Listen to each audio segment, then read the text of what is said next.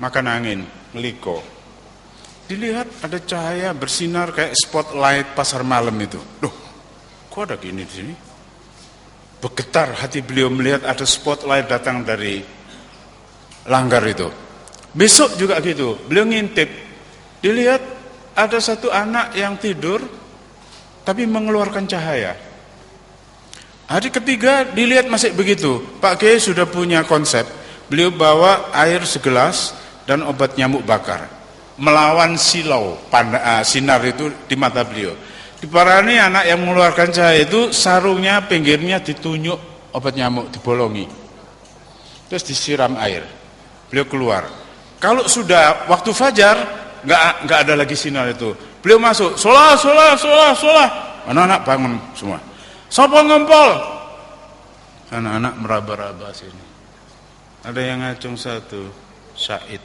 Oh Said. Ya wes ganti sarung kowe. Padahal enggak najis itu. Itu akalnya Pak Kiai Ubed aja untuk menandai siapa yang keluar sinar ini. Pagi dipanggil, ono apa kowe Ed? Mboten nonton apa-apa. Ono apa? Mboten.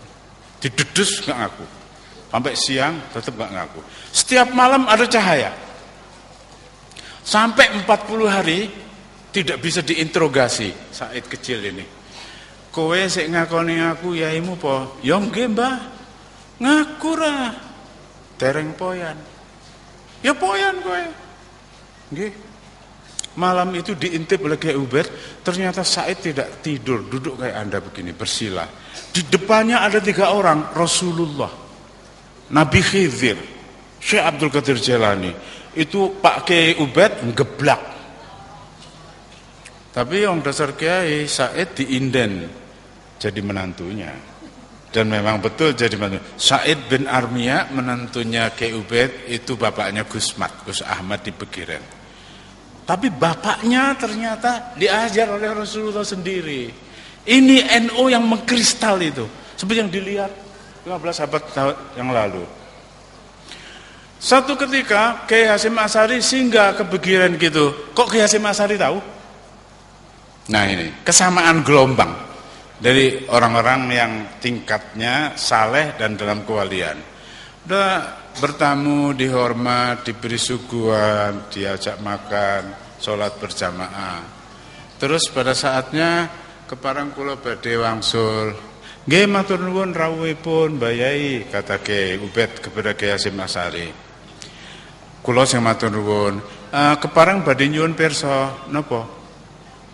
Nek wonten tiyang sedo ahli warise X, Y dan Z. Dereng dibagi si E meninggal. Kan masalah munasakha. Nggih.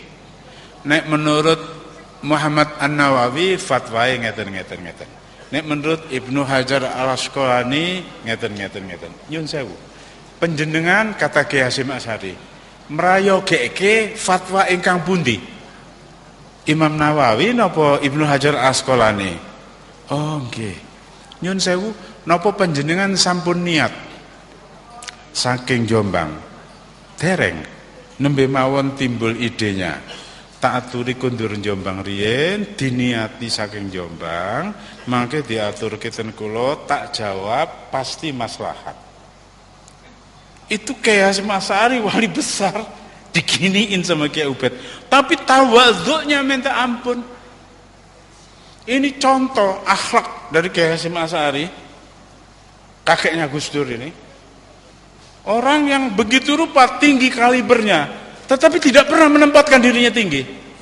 Beliau selalu merasa slow down, merasa ikhtiram dan tawadhu kepada Kiai Ubed itu.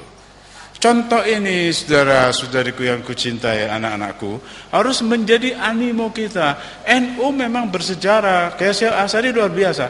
Van der Plas, Yahudi penasihat ahli tentang Islam, Islami sezaken yang terakhir. Yahudi itu, hafal Quran juga.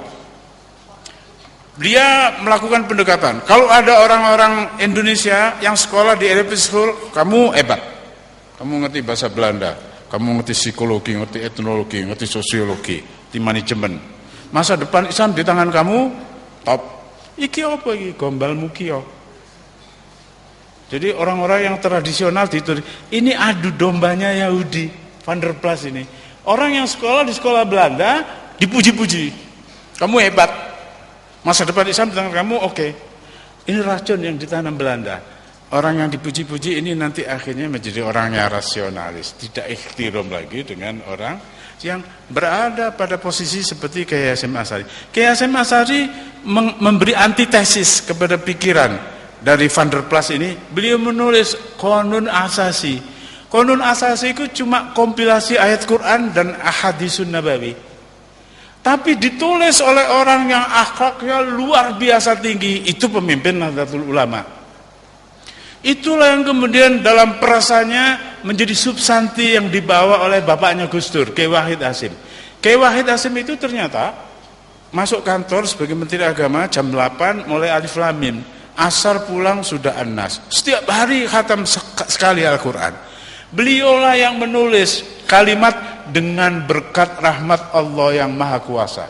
Sampai sudah saatnya perjuangan bangsa Indonesia untuk merebut kembali, memulihkan kembali kemerdekaannya, dan seterusnya, dan seterusnya. Itu kalimat Kiai Wahid Hasyim. Bung Karno nggak tahu, Bung Hatta nggak tahu, apalagi Master Maramis. Profesor Karim Muzakir juga nggak tahu, Ki Bagus Hadikusumo juga nggak tahu, Master Sunarto apalagi. Jadi yang tahu ini sebetulnya Kiai Wahid Hasyim, dan itu berasal dari abahnya. Jadi sekarang komitmen nasional UUD 45 bisa dirubah dengan voting. Suara maksimal atau lebih satu. Bab dan pasal UUD 45 menurut keputusan di MPR bisa dirubah. Tapi mukadimah nggak bisa diotak-atik. Jangankan mukadimah, satu kalimat diotak-atik ambruk Republik Indonesia ini. Jangankan satu kalimat, satu kata. Jangankan satu kata, satu huruf cuil ambruk Republik Indonesia. Ini luar biasa saktinya mukadimah UUD 45. Tidak ada konstitusi di seluruh dunia yang setara dengan ini. Declaration of Independence di Amerika, Woodrow Wilson dan George Washington dan juga Abraham Lincoln, nggak sampai segitu. Jadi ini pekerjaan wali besar yang dipandang oleh Rasulullah 15 abad yang lalu, yang dipandang oleh Syekh Abdul Qadir Jailani. Tetapi dengan Kiai Ubed masih begitu hormat. Aku rindu saudara-saudariku yang kucintai dengan akhlak Nahdlatul Ulama yang seperti ini. Jenderal Abdul Haris Nasution menulis buku memoir, judulnya Catatan dari Pandanaran.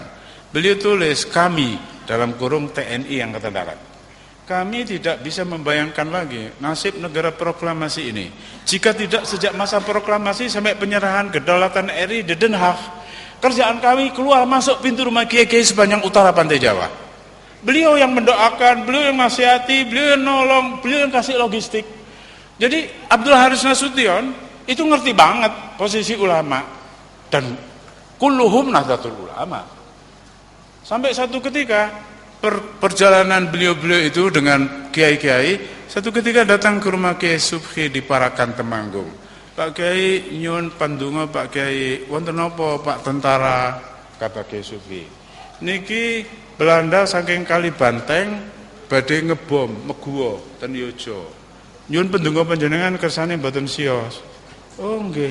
Allahumma bihaqqi Sayyidina Muhammadin, kata Pak Kiai Subhi. Berarti beliau selalu merasa dipandang oleh Rasulullah. Maaf saya meloncat cerita. Ada orang datang kepada saya, orang yang biasa membantu saya nyetir mobil saya. Dia mengadu bla bla bla bla. Kowe goleko wong sing paling sepuh nang gone kangmumu. Ono ora? Wonten. Matur dhek. Jadi kalau saya kasih nasihat barangkali kurang antep, saya suruh dia pergi ke orang tua. Begitu ketemu seorang di Wali Kukun, namanya kampungnya Gedung Gudel, namanya Mbah Maksum. Mbah Maksum itu didatangi, bener iku sing dikongkon karo bosmu. Ikuti aja. Saya penasaran kok belum tahu bisa ngomong gitu. Saya paranin. Ternyata seorang usia 92, sekarang 96. Orang usia 92 masih nyangkul, makanya dari keringitnya sendiri. Itu tipikal orang NU. Jadi beliau itu pikir kepalanya gini sudah rusak, lehernya barangkali rusak. Tapi ketika saya duduk di sebelah kanan beliau, Mbah bareng matengane, nggih, loh, kepalanya normal. Rupanya Mbah Maksum ini selalu merasa di depan beliau ada Rasulullah. Setiap hari membaca sallallahu alaihi Muhammad 1000 untuk dunia dia, 1000 untuk barzah dia, 1000 untuk akhirat dia, 1 untuk gandeng tiga sesuk. Jadi setiap hari dia baca 3001 sallallahu alaihi Muhammad, sallallahu alaihi Muhammad, sallallahu alaihi Muhammad. Saya sejak mendengar itu tak tiru. Tapi memang rasanya lain. Makanya tadi Anda saya ajak yang simpel dan gampang. Rasulullah nadiri. Sing temen teko ati. Rasulullah syahidi. Rasulullah ma'i.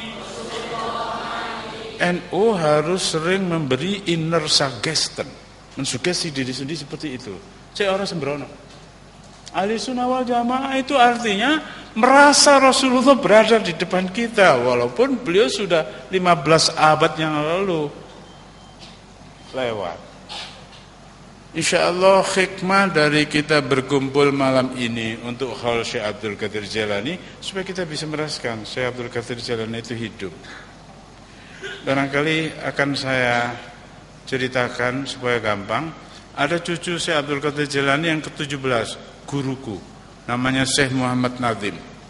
Beliau PhD on Chemistry dari Istanbul University. Beliau wafat bulan Sya'ban yang lalu. Saya ketemu beliau tahun 98 ke London. Karena dari anak-anak UI yang main komputer, akhirnya saya mendapat tahu, loh ini ada seorang Arab yang istimewa berada di Turki, tapi menantunya berada di Amerika, Syekh Hisham yang sering datang ke sini, menundukkan orang Amerika dengan modal dengkul aja dan hati yang kuat. Saya datang. Waktu itu Ramadan, menjelang Tarweh. Kami sudah berkumpul di satu masjid namanya Sacklewell Road di London, di East of London.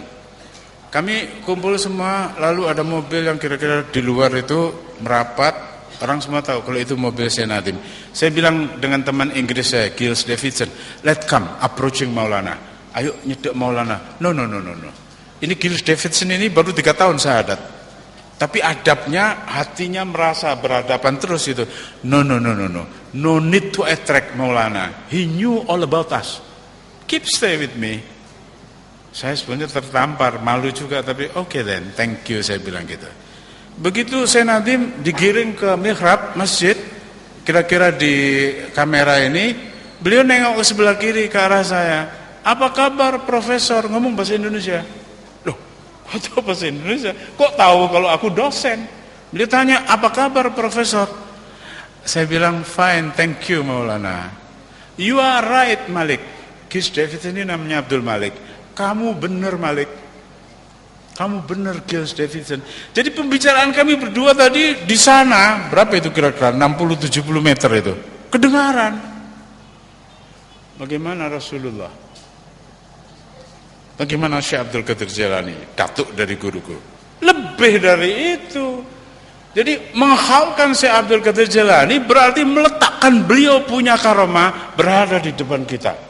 Membaca Simtuturor berarti menarik Rasulullah di depan kita. Wa taj'aluna fi hadrati hadzal habib minal hadirin. Inilah yang ingin saya katakan kepada Anda semua, bukan mauidhah kepada Anda, tapi terutama kepada diri saya sendiri. Jadi istilah NU ini yang pemimpinnya kayak Kiai Hasyim Asy'ari, menelurkan santen yang dibawa oleh Kiai Wahid Hasyim berupa preambul UUD 45 yang kesaktiannya nggak bisa dirubah. Seluruh dunia kecolongan, tidak ada konstitusi kayak UUD 45 dengan berkat rahmat Allah. Bukan negara Islam, bukan negara agamis, tetapi ternyata di situ ini telurnya Kiai Hasyim Asy'ari, santannya beliau, dengan berkat rahmat Allah yang Maha Kuasa. Jangankan Maramis, Manado yang Kristen itu, mana ngerti dia? Bung Karno pun tidak, Bung Hatta pun tidak, Master Sunario juga tidak, Ki Bagus Hadikusumo juga tidak, Profesor Karim Muzakir juga tidak, Suyono Cokro Abikusumo entah siapa namanya itu, nggak ada yang ngerti, itu Wahid Hasyim. Karena memang beliau menghadap Allah terus. Masuk ono menteri kita esuk maca Quran asar wis tamat, mana ada? yang seperti. Tapi itulah NU yang sebenarnya. Mudah-mudahan rahmat Allah, berkah Rasulullah, berkah Syekh Abdul Qadir Jailani, berkah Kiai Hasyim Asy'ari, berkah Sunan Kalijogo, berkah dari Raden Fata, berkah dari Pangeran Tenggrono, dan semua aulia yang ada di sini limpah kepada Anda semua. Anda tidak akan dibiarkan oleh Allah dengan bersungguh datang melampaui hujan untuk menghalalkan Syekh Abdul Qadir Jailani, kecuali diberi anugerah oleh Allah. Barang siapa mendekat pada aku sejengkal, tak song-song sehasta. Kalau datang kepada aku dengan gontai, aku yang datang kepada dia dengan sigap. Saya mohon maaf, saya cuma bisa cerita-cerita aja supaya Anda berpikir sendiri. Jangankan Allah, jangankan Rasulullah, jangankan seperti Mbak Maksum di Kedung Gudel, Wali Kukun Ngawi. Jangankan sampai ke Rasulullah, orang yang kayak begitu aja demikian martabatnya. Jadi ketika saya subuh didatangi oleh Pak Nas dan Pak Yani, lah niko pun kepireng suarane, ada bomber dari Belanda, wung wung wung wung, monggo medal. Kata Kiai Subuhi, Allahumma bihaqi Muhammadin, stop. Ini kan kayak orang nggak normal ini. Demi Nabi Muhammad, stop. Itu pesawat bomber Belanda kayak nabrak Grand Canyon, hancur lebur di situ.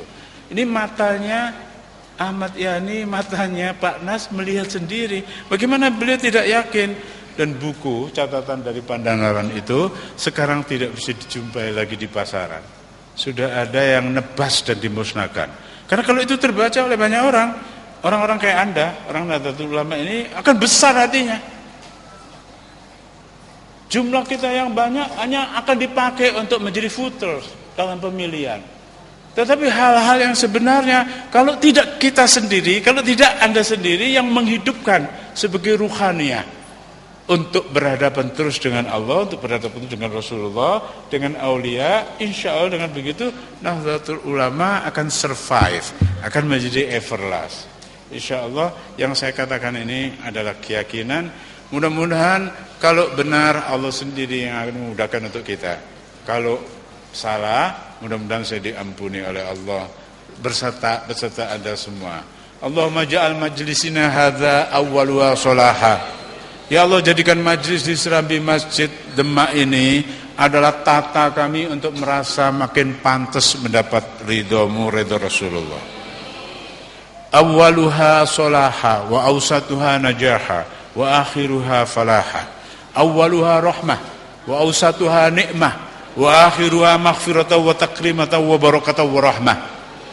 Allahumma nawwir qulubana binuril iman, Allahumma nawwir qulubana binuril Islam, Allahumma nawwir qulubana binuril ihsan, Allahumma nawwir qulubana binuril Quran, Allahumma nawwir qulubana binuri auliyaikal kiram, Allahumma nawwir qulubana binuri asuril khurum, binuri sahri rabiul awal wa rabiul tsani, Allahumma nawwir qulubana binuri sayyidina Muhammadin sallallahu alaihi wasallam, Allahumma jal akhir kalimatina qaula la ilaha illallah Muhammadur Rasulullah.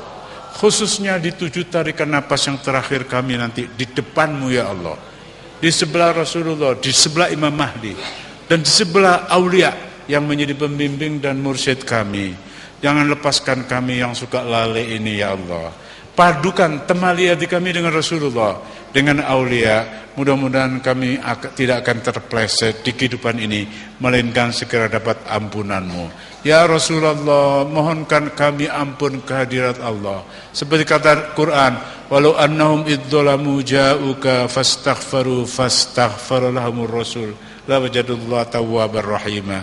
Astaghfirullahalazim, astaghfirullahalazim, astaghfirullahalazim.